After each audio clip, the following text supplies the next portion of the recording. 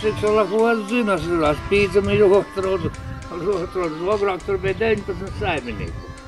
Nu tagad laikam divēji tur ir. Tagad, viens tikai mēs esam. Vecī numeri un jauni aizgo projām.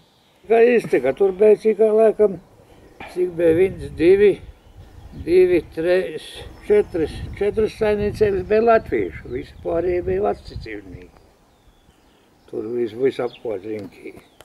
Tā ir pa vienam, pa otram, visi projām, pēc kara laika visi aizlasīja. Veču vēl bija pēc kara te dzīvoti, visi kara. Kā mira, tā tur vairāk nav neko. Atmiņas tik vairāk, kad mēs braucam Siksolas ezera peldētos visu laiku.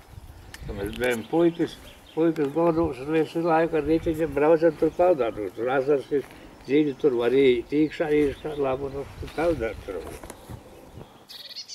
Viņi jau visi labi un strādā, katram tur bija tas savs zemes plencēts, cik jau tur bija.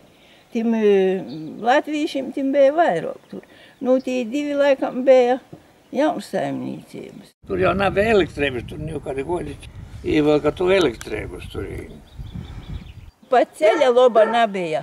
Bērni skolu goja, man tur draudzinis bija meitinis.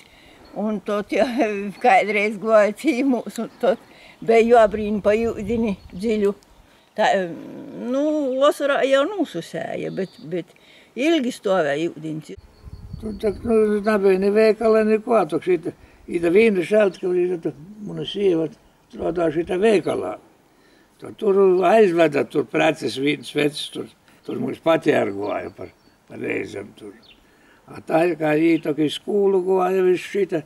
Zinu, ka tos grīvītes goja skolu no Siksolas. Tā ni ceļa, ni elektrības, ni veikala? Nebija neko tur. No bīžitais tu Siksolu braukoja turisti? Nu, braukoja. Vakar brauc arī, ne, sestdien brauc autobusus. Vilais autobusus. Tur jau kādreiz bija tos laipus sataisētas uz to izslīni. Tur bija laipis diezgan laba tie aizīšana, tad jau es arī vēl biju kādreiz aizgojusi.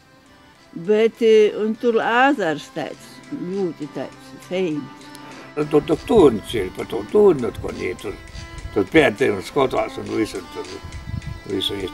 Tā ir teicu rezervācija. Nu, tā kā jūs zina, ko ir tas ekskursija.